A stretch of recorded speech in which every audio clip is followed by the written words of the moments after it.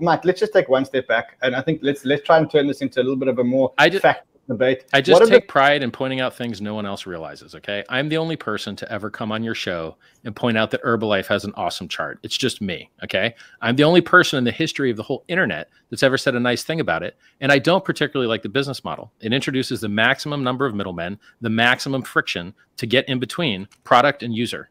So it's completely inefficient. Yeah, I do not like middlemen. I do not like MLMs. I do not like pyramid schemes, which is why Hex had a 1-year referral program that was programmed to terminate after a year. And so we had a referral program. I programmed it to terminate after a year because I don't like MLMs. I don't like Ponzi schemes.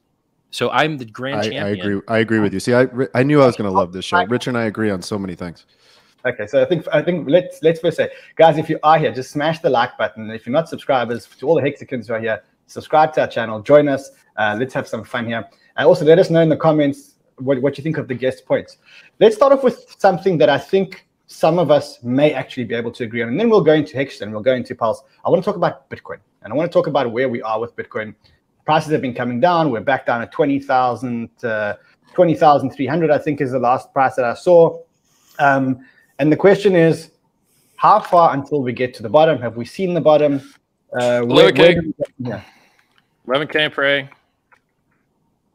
That's it. So they have a 33% discount on Grayscale Bitcoin, which is a 50% free money. And that's even if it doesn't trade at a 20% premium like it normally does.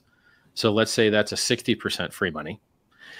And yes, that's how you adding percentages works. 50 and 20% combined. It's never going to trade at a premium ever again, Richard. It's never going to trade at a premium. It never will. But it'll break even because the competitive dynamic is totally different now. Right, there are other ETFs, there are other products. Nobody needs to own Grayscale. I'm fine with that. I don't want Grayscale to trade at a premium. I'm just saying it'll never trade at a premium ever again. Period. It'll never. Fine with that. Okay, so instead of a 60% free money, you're going to get a 50% free money because they really do hold the coins factually. Right. I think it's a 33. What is it? 35% discount. Yeah, but a 33% discount is a 50% bonus. So if you buy something at 66 and you can sell it for 100, you're buying it for 33 off. But your profit of 33 on 66 is 50%. 50%, yeah. Yeah. So no one in legacy finance is going to leave 1% of the entire Bitcoin supply, which is what they hold. They hold 1% of the entire Bitcoin supply.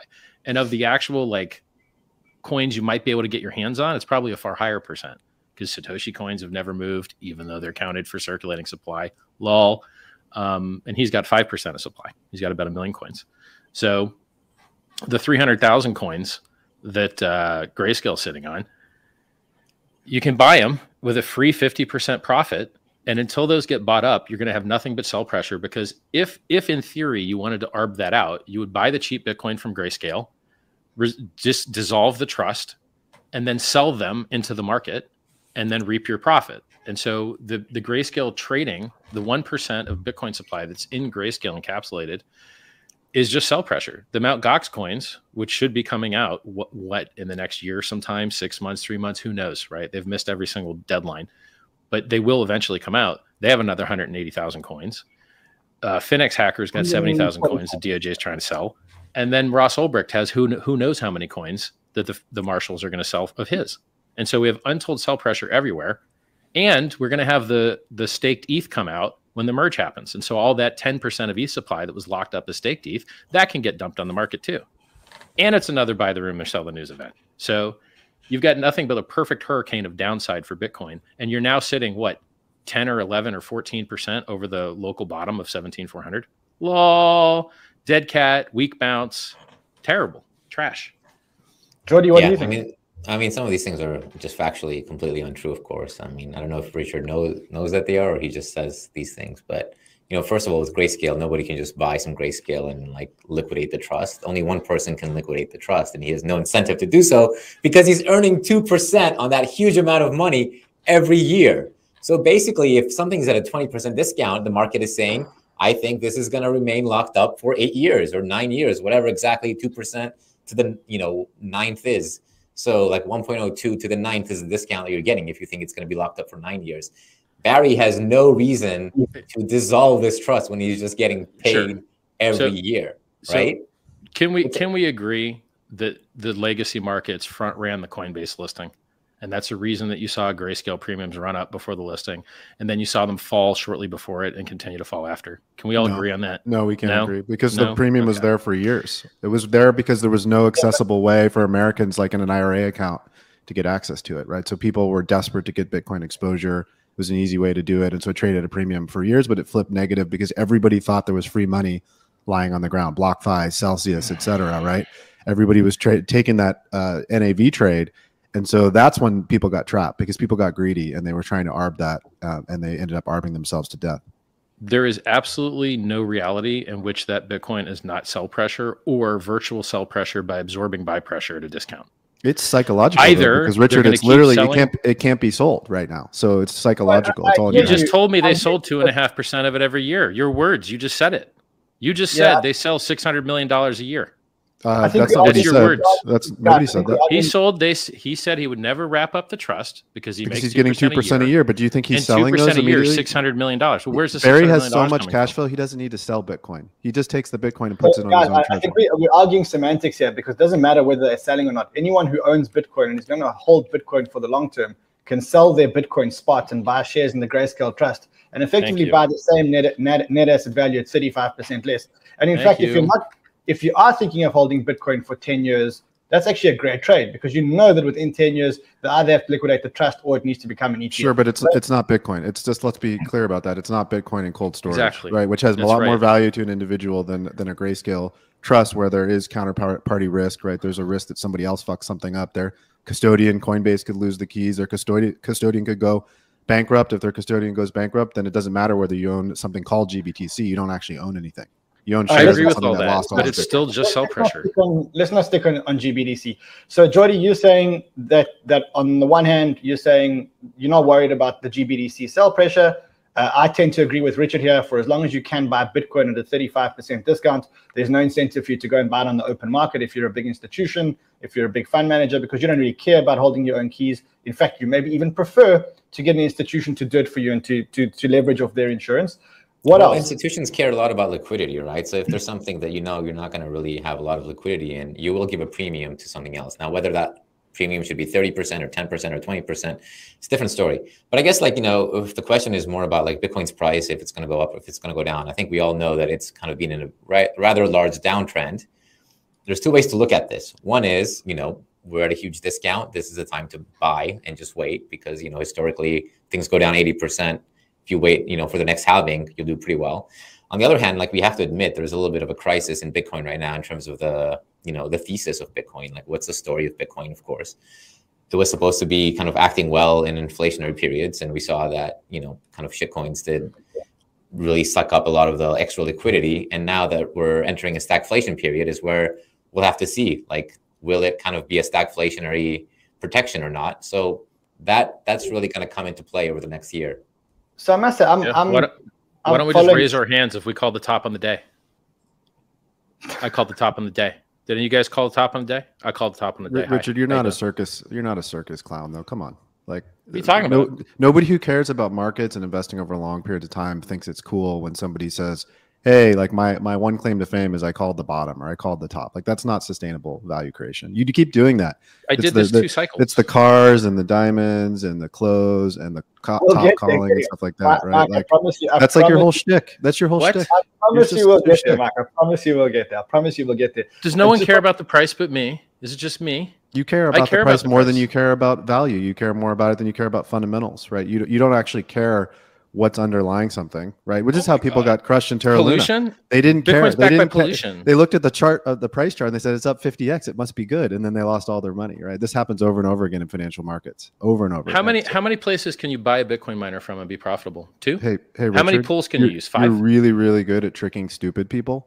That's like your whole shtick. You've been doing it for a long time. Answer the question. You're just not as good at tricking people to actually understand how markets work. So, like, raise your hand again and say, I called the top of the market. Nobody cares. Call the top twice, 2 cycles. Nobody cares. Nobody cares. Circus gave away $500 million of free money to Bitcoiners exclusively. Nobody cares. Circus tricks. Free self-help books, free self-help videos. Call the top actually, could you? I'll send you my address. I would like one of those. I just want to see what's t.me/Scivive, or you can download the audiobook. It's on YouTube. Thanks. Scivive. So I mean, I am a little bit concerned about the Bitcoin thesis. I must be honest. I think Bitcoin's gone through multiple theses. We've had the cash wasn't really good cash.